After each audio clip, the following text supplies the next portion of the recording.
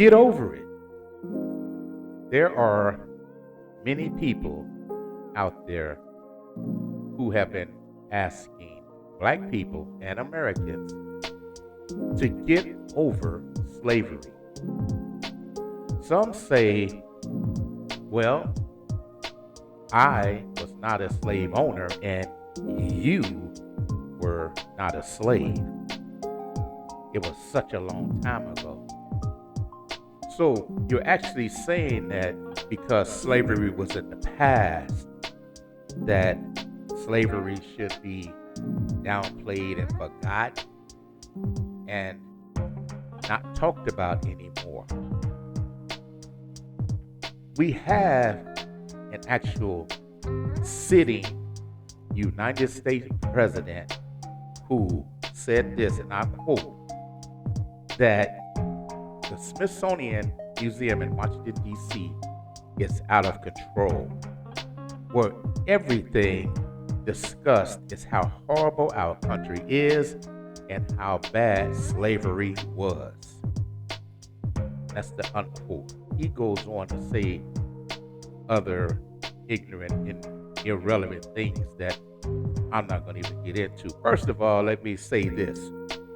Slavery was bad. We heard a couple of idiots here and there try to sugarcoat it in a way about slavery. Slavery was bad. And two, to this point, the way it works with this president and his minions and his MAGA dummies is that it starts with the Smithsonian. The next move, attack all other museums and get it out of there. We've already seen it try to be done within the college campuses and the high schools and the schools with the critical race talk. Every one of these items are baby steps, baby bites. A little bit of here, a bite here, a step here. Take this, erase that, change this. And what you have in a number of years is not only a giant step, but a humongous leap toward erasing and depleting Black history. This is not conspiracy talk I'm speaking of. It is an actual fact. All you have to do is go back 12, 14 years and you can see how it was set in motion. But the problem that I'm having most of all is the get over it. The get over it part has always pissed me off because it's in plain and simple. The way I think, I always think tit for tat. Is there a yin and a yang? Is there a balance? So for whatever person says, get over it for slavery, are we allowed to turn around and say, get over it for the Holocaust? No.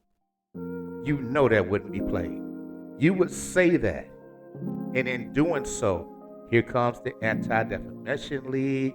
Here you being called an anti-Semite and all the things that comes along with it. And I do applaud them for fighting for their rights.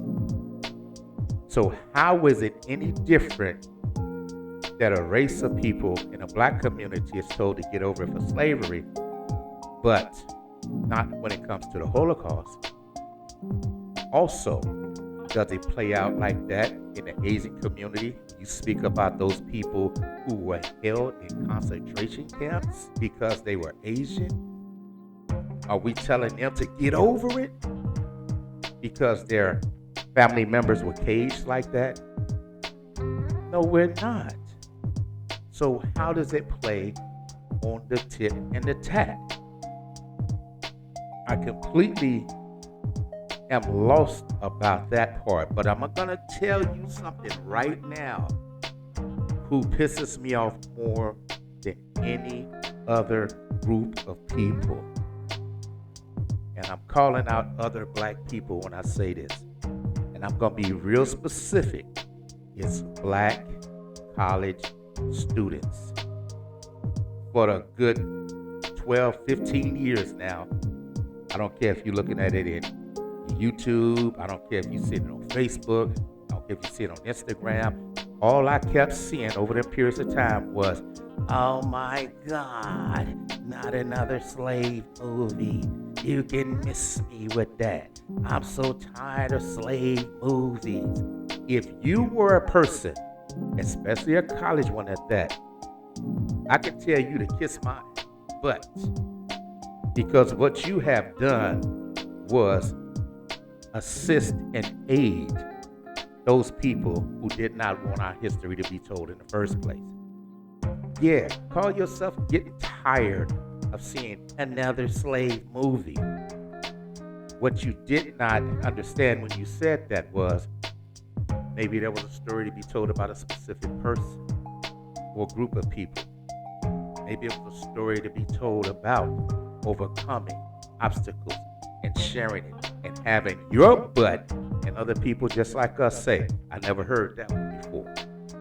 There's always differences in stories. What I mean by that is this. If we're not allowed to showcase what happened with slavery in the museums, if we're not allowed to keep making movies that talk about slavery, young black college students, if we're not allowed to teach it in the schools to our youngsters, critical race theory, what you have shown me is that there is no time or place for slavery talk.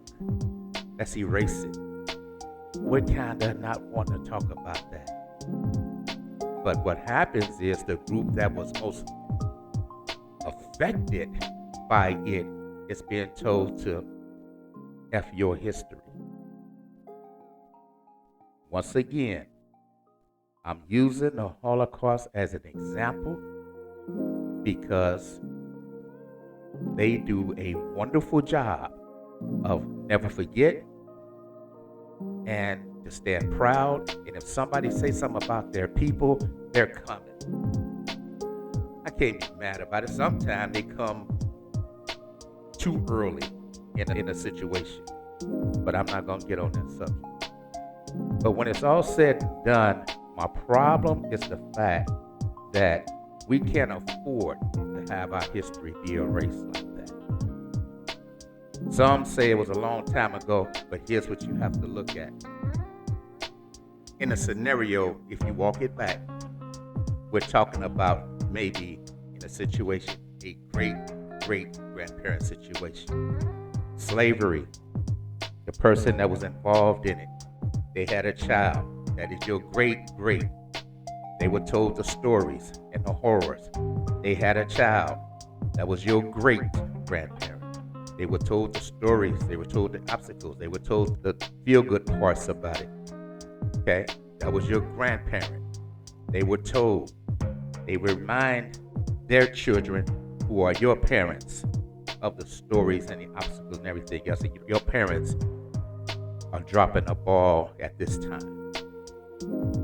Then you have children, what we're speaking of now, that go to college and say, I don't want to hear that. Miss me with that. Every time I turn around, something about slavery. I'm so sick of it. But you're saying it about your own history. You're saying it about your own people. And you are aiding and abetting a whole race of people like these minions that want your history erased. You sitting right there with them. Yeah, I don't want to see that no more. So I do hope this opens some eyes about this scenario and understand when you say get over it, exactly what you're saying.